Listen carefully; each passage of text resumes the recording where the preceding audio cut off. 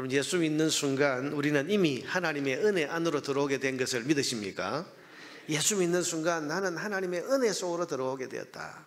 여러분, 그 하나님의 은혜 안에서 우리에게는 지금도 언제나 영원토록 하나님의 은혜가 우리의 전 인생을 지배하고 하나님의 은혜가 우리 인생에 계속해서 부어지고 있다는 사실도 믿으십니까? 그렇습니다. 예수를 믿는 순간 우리는 은혜 안에 들어오게 되었습니다. 하나님 우리를 은혜로 대하시는 겁니다. 영원토록 은혜로 대하시는 겁니다. 그래서 우리가 좀 부족하고 모자라고 못났지만은 그래도 그것을 꾸짖거나 탓하거나 끊어버리지 아니하시고 은혜로 봐주시고, 여러분, 우리가 하나님의 자비와 긍휼이 필요하지 않습니까? 우리가 하나님 앞에 늘 당당할 수가 없죠. 늘 정당하게 살 수는 없습니다. 우리 한계 때문에. 그런데 하나님이 그런 우리를 너 부족해, 너 모자라, 너 안 돼, 그러면서 우리를 잘라버리시는 것이 아니라 은혜로 긍휼히 여겨주시고 우리를 애틋한 마음으로, 사랑으로, 여러분, 그렇게 은혜로 대해주셔서 약하지만 붙들어 주시고 부족하지만 채워주시고 모자라지만 넘치는 그런 하나님의 은혜를 그 위에 부어주셔서 우리를 온전하게, 바르게, 또 영육 간에 온전한 그런 강건한 삶을 살아갈 수 있도록 인도해 주시는 것입니다. 여러분, 하나님의 은혜는 평탄하고 형통한 날에만 우리에게 주어지는 것이 아니라 어제 말씀드린 것처럼 메마른 광야에서도 물 없는 사흘길 같은 고난의 길에서도 여전히 하나님의 은혜는 계속되고 있습니다. 그래서 성도가 기도하면, 그 고난의 때에 기도하면 쓴물이 단물로 바뀌는 은총의 표적을 보여주십니다. 그래서 그 고난의 날에도 하나님의 은혜는 우리에게 계속되고 있다는 사실을 우리에게 확인시켜 주시는 것입니다. 그러면 여러분, 삶이 공고하다면, 하나님의 은혜가 내게서 지금 끊어진 것 같은 그런 허전함을 가지고 있는 그런 분들이 있다면 이 새벽에 기도하시기를 바랍니다. 하나님, 마라의 쓴물을 단물로 바꾸어 주시는 그런 은혜를 하나님 내게 허락해 주셔서 은총의 표적, 하나님의 은혜가 지금도 오늘도 계속되고 있다는 것을 내가 믿고 확인하고 살아가게 하여 주시옵소서. 여러분, 이번 특별 새벽 기도회에 기도하면서 은총의 표적을 내게 주시옵소서라고 그렇게 기도하시기를 바랍니다. 그래서 하나님의 은혜가 중단되지 않고 하나님의 은혜가 계속되고 있다, 지금도 언제나 내가 계속되고 있다는 이 사실을 분명하게 깨닫고 그 은혜를 믿으면서 살아갈 수 있는 저와 여러분 되기를 주님의 이름으로 축원합니다. 예수가 그늘이시니 즐겁고 평안하구나. 주 날 항상 돌보시고 날 지키시니. 여러분, 주님께서 항상 은혜를 내게 베풀고 계신다. 특별히 환난 날에, 어려운 날에 물 없는 사막길을 걸어갈 때에 우리는 그때 이것을 믿어야 하는 것입니다. 여러분, 오늘 본문의 이 이삭은 그 계속되는 하나님의 은혜를 믿고 산 사람입니다. 오늘 본문을 보세요. 그는 계속해서 억울한 일, 부당한 일을 당하고 있습니다. 본문 13절에 보니까 그가 거부가 되었습니다. 하나님 복을 받아서 부자가 되었는데 그의 부유함을 시기한 사람들이 그 이후에 끊임없이 해코지를 합니다. 14절에 보니까 양과 소가 떼를 이루고 종이 심이 많으므로 블레셋 사람이 그를 시기하여 그 아버지 아브라함 때에 그 아버지의 종들이 판 모든 우물을 막아버리고 흙으로 메웠더라. 자, 여러분, 유목민에게 우물을 메워버렸다. 이 중동 지방에서 여러분, 이 우물은 그야말로 생명줄인데요, 이걸 메워버렸다는 것은 죽으라는 이야기입니다. 특별히 여러분, 유목민들에게 있어서 이것은 자신들의 생명, 자신들의 산업, 모든 게 다 이제 끊어버리는 거잖아요. 물이 없는데. 이건 여러분 보통 협박이 아니고 보통 위협이 아닙니다. 다 메워버렸어요. 그리고는 이 땅을 떠나라고 위협을 합니다. 16절에 보니까 아비멜렉이 이삭에게 이르되 네가 우리보다 크게 강성한 즉 우리를 떠나라. 이 땅 떠나라. 여러분, 떠나라. 이 땅이 어떤 땅입니까? 이 땅은요, 그 위에 12절에 보면 이삭이 그 땅에서 농사해서 100배나 얻었다. 다시 말하면 농사를 지어서 100배나 거두었던 좋은 땅입니다. 그런데 그 땅에 와서 이 땅 떠나라. 여러분, 이런 위협, 이런 강탈이 어디에 있습니까? 그런데 이삭은 여기에 이렇게 반응을 합니다. 17절, 이삭이 그곳을 떠나 조용히 떠납니다. 무슨 생각이었을까? 한마디 왜 이러냐? 다른 방법이 없냐? 내가 어떻게 좀 너희들에게 좀 잘해주면 이 땅을 떠나지 않을 수 있는 길이 없냐? 이렇게 여러분 말하지 않고 조용히 떠납니다. 이삭이 그 땅을 떠나, 그곳을 떠나. 여기 아니면 딴 데 가지 이런 생각이었을까? 그런데 여러분 그 생각대로 그 옮겨간 다른 곳에서 우물을 팠더니 거기서도 우물을 얻었다고 합니다. 19절에 보니까 이삭의 종들이 골짜기를 파서 샘 근원을 얻었더니.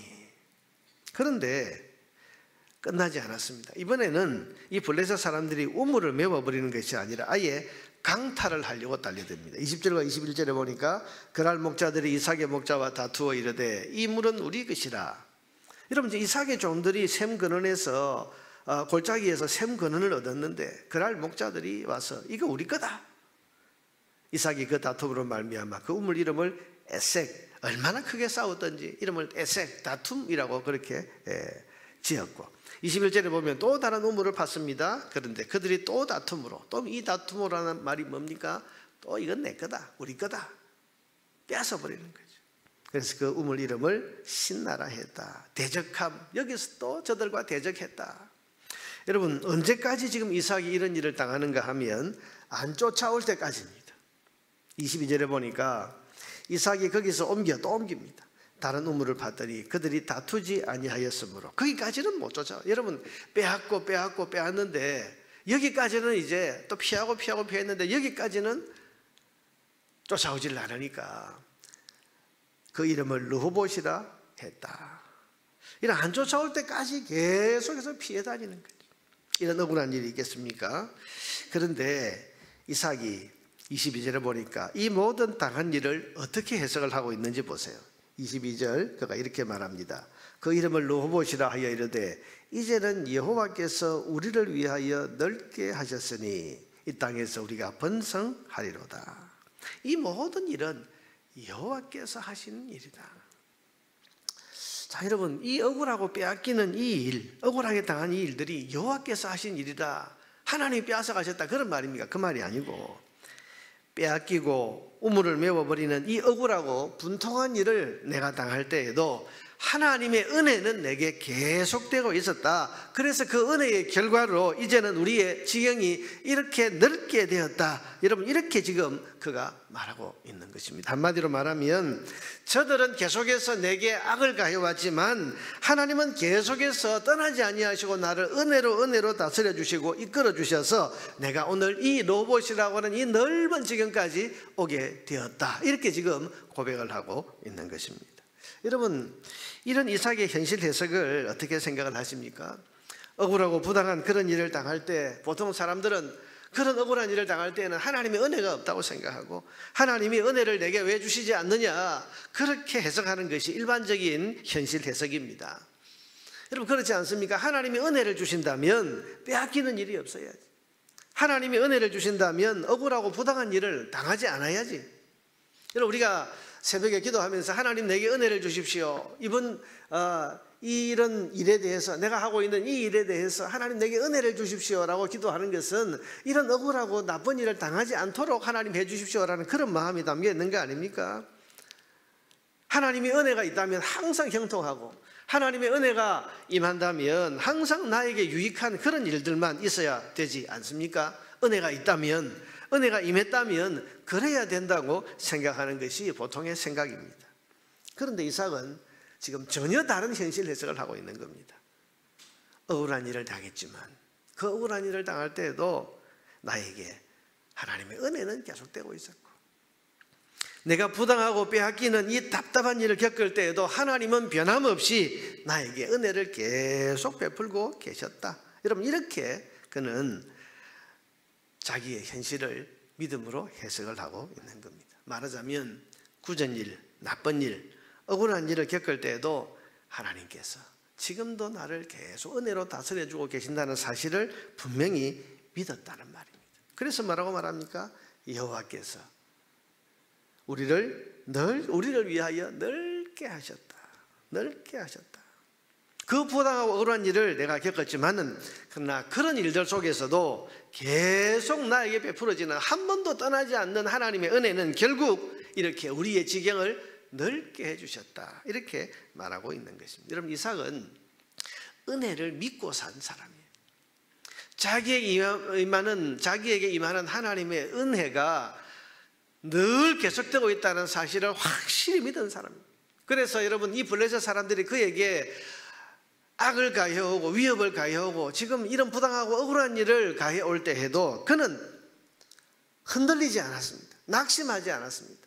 오히려 담대했습니다. 여러분, 그가 지금 마음속에 어떤 마음을 가지고 있었을까요? 오늘 본문을 묵상해 보면 아마 그는 이렇게 이런 마음을 가지고 있었을 것 같아요. 너희가 아무리 나를 괴롭혀봐라, 나에게는 계속해서 베푸시는 하나님의 은혜가 있다. 그러니 여러분, 이거 우물 그래 가져가라. 너희들은 이렇게 악을 행하지만 하나님의 은혜는 내게 계속되고 있다. 내게는 하나님의 은혜가 있으니 하나님 나를 보호하실 거다. 그러니 옮겨가서 우물을 또 파고, 너희가 아무리 빼앗아봐라, 아무리 메워버리는 그런 온갖 악한 짓을 나에게 다 해봐라, 나에게는 나를 언제나 은혜로 대해주시고 은혜로 돌보시는 하나님의 은혜가 있다. 너희가 그 은혜를 이길 수 있겠냐? 여러분, 이 마음, 이 믿음, 여러분, 이것이 그가 뺏기고 억울한 일을 당하면서도 낙심하지 않았던 이유인 것입니다. 그는 은혜를 믿고 산 사람이에요. 내게는 하나님의 은혜가 있다. 여러분, 은혜를 믿고 사는 사람은 낙심하지 않습니다. 아무리 어려운 일을 만나도 내게는 하나님의 은혜가 있다. 아무리 힘든 일을 만나도 내게는 언제나 계속되는 하나님의 은혜가 있다. 힘든 일을 만나고 어려운 일을 만나도 주저앉지 않습니다. 지금도 계속되는 하나님의 은혜를 여전히 믿고 있기 때문입니다. 여러분, 억울하게 우물을 빼앗겼을 때에 그는 분을 내거나 하나님을 원망하지 않았습니다. 왜? 은혜가 내게 계속해서 부어지고 있는데 왜 분을 내겠습니까? 하나님의 은혜를 믿은 거죠. 어차피 하나님의 은혜를 이길 수 있는 것이 없는데 내가 좀 뺏기고 내가 우물을 좀 메꾸어지는 이런 일을 당했다고 해서 분낼 일이 어디에 있겠습니까? 어차피 하나님의 은혜를 이길 수 있는 것은 세상에 아무것도 없다는 믿음을 그는 가지고 있는 거예요. 너희들이 빼앗아가고 우물을 메꾸고 또 험한 일을 내가 아무리 당한다고 해도 내게 임하고 있는 하나님의 이 은혜는 나를 복되게, 나의 지경을 넓게 해주시고 결코 잘못되게 하지 않을 것을 내가 믿기 때문에 나는 얼마든지 양보할 수 있다. 너희들이 그렇게 악을 행해도 내가 분내지 않을 수 있다. 여러분, 그가 메사에 온유하게 대응할 수 있었던 이유가 여기에 있습니다. 우리는 이삭을 온유한 사람으로 알고 있습니다. 여러분, 이삭을 보면 그 아버지와는 좀 다르게 다투지도 않고 분내지도 않고 누구를 원망하지도 않고 비난하지도 않습니다. 그런데 온유한 사람인데 이런 그의 온유함은 소위 성격적 온유함이 아니고 하나님의 은혜를 믿는 믿음에서 우러나온 온유함이라는 사실을 여러분 믿으시기를 바랍니다. 믿음에서 우러나온 온유함이에요. 여유가 있습니다. 왜? 하나님의 은혜를 믿으니까.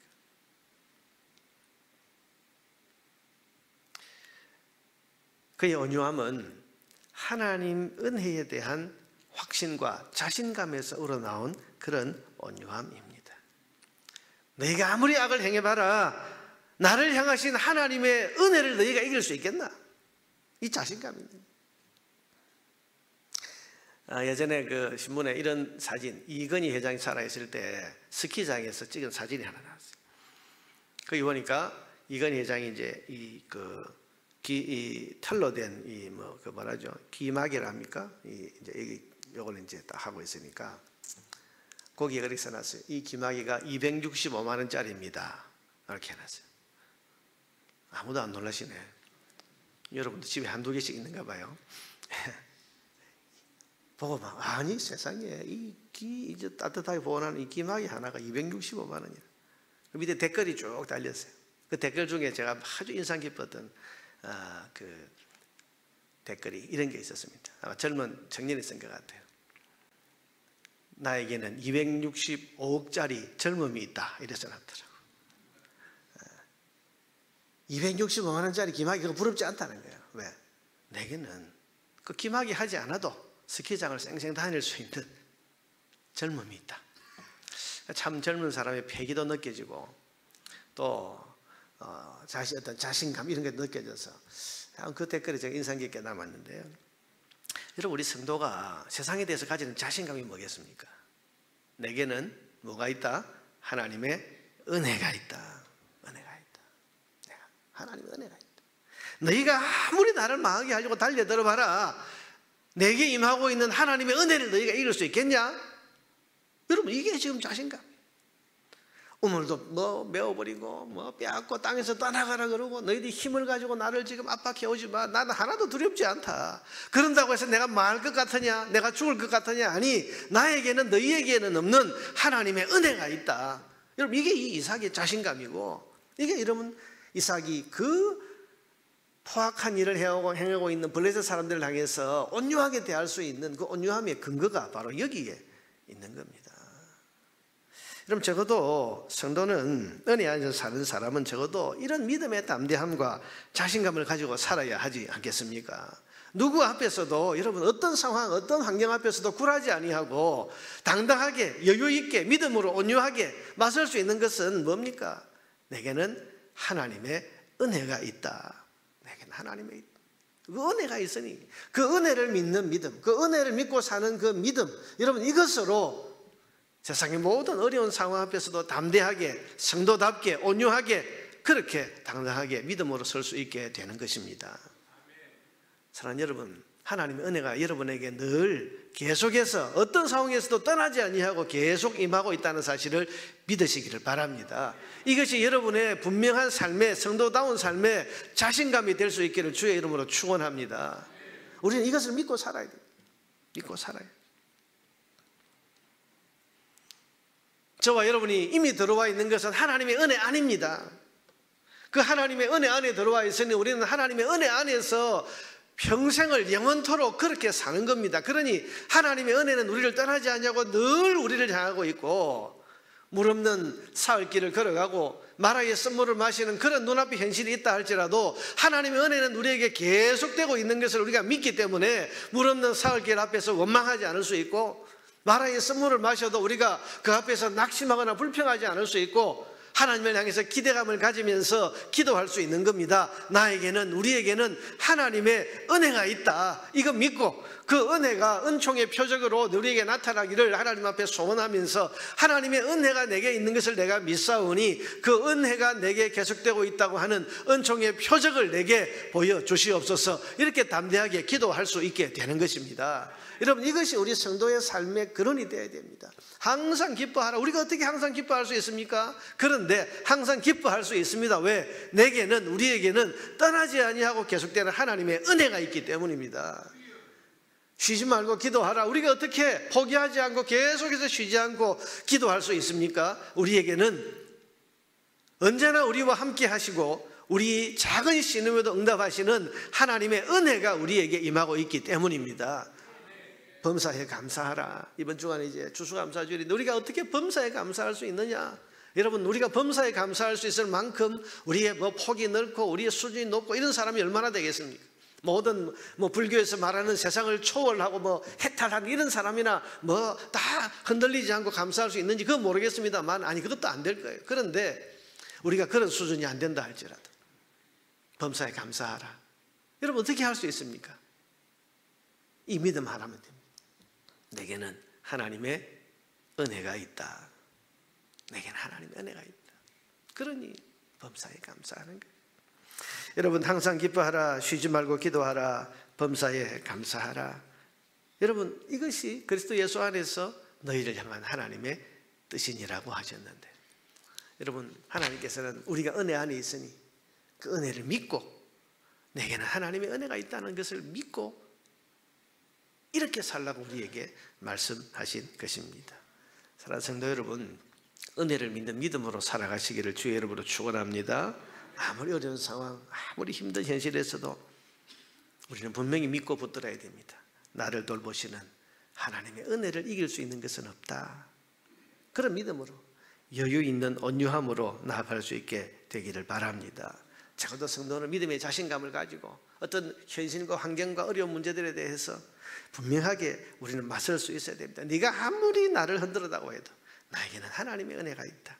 내가 아무리 무슨 악을 행하고 어떤 힘을 가지고 달려들든지 나에게는 나를 지키고 보호하시는 하나님의 은혜가 있다. 이 하나님의 은혜를 이길 수 있는 것은 그 어떤 것도 없다. 여러분, 사단이 우리를 낙심시키려고 하고 우리를 주저앉히려고 하고 우리를 믿음에서 끌어내리려고 할 때마다 여러분 분명하게 선언하십시오. 아니, 나에게는 하나님의 은혜가 있다. 그러니 어떤 것도 하나님의 은혜를 이길 수 있는 것이 없으니 나는 하나님의 은혜를 믿고 담대하리라. 여러분, 그렇게 맞설 수 있는 믿음의 사람들 될 수 있기를 바랍니다. 한번 따라서 합시다. 나에게는 하나님의 은혜가 있다. 나에게는 하나님의 은혜가 있다. 믿으시기를 바랍니다. 오늘 이 아침에 우리가 기도하면서 나에게는 하나님의 은혜가 있다, 이거 붙들고 이 아침에 기도하고 돌아갔으면 좋겠습니다. 여러분, 여러 가지 기도의 제목이 있죠. 안 되는 현실들이 있죠. 또 여러분의 마음을 어둡게 하고 낙심하게 하는, 걱정되는 그런 여러 가지 일들이 있을 겁니다. 그러나 우리가 두려워하지 아니하고 염려하지 않을 수 있는 것은 그 어떤 것도 하나님의 은혜를 이길 수 있는 것은 없다. 하나님의 은혜는 모든 것을 이기고 남는 능력이 있다는 것을 믿고 내게는 하나님의 은혜가 있다. 하나님의 은혜가 내게 있음을 믿사오니 하나님 은총의 표적을 내게 보여 주시옵소서. 이 문제에 대하여, 이 사건에 대해서, 이 일에 대해서 하나님 은총의 표적을 보여 주셔서 내가 하나님의 은혜 안에 살고 있음을 확신하고 그 은혜를 더욱더 믿으며 담대하게 살아갈 수 있게 해 주시옵소서. 여러분, 이렇게 하나님 앞에 소망 가지고 믿음 가지고 은혜를 믿는 믿음으로 기도하시기를 바랍니다. 그래서 이 아침에 여러 가지 제목, 우리 나라를 위해서도 기도하고 우리 또 11월 17일 전도할 아이들을 위해서, 우리의 자녀손들을 위해서, 또 수능 칠 아이들을 위해서 기도하고 여러 가지 기도 제목 가지고 기도할 때, 또 병든 분들, 여러 가지 어려움 겪고 있는 분들을 위해서 기도할 때에 우리에게 하나님의 은혜가 있다고 하는 이 확신 가운데 하나님 앞에 기도하고 나아가서 은총의 표적을 내게 우리에게 보여 주시옵소서. 이렇게 기도하며 나아가겠습니다. 다 같이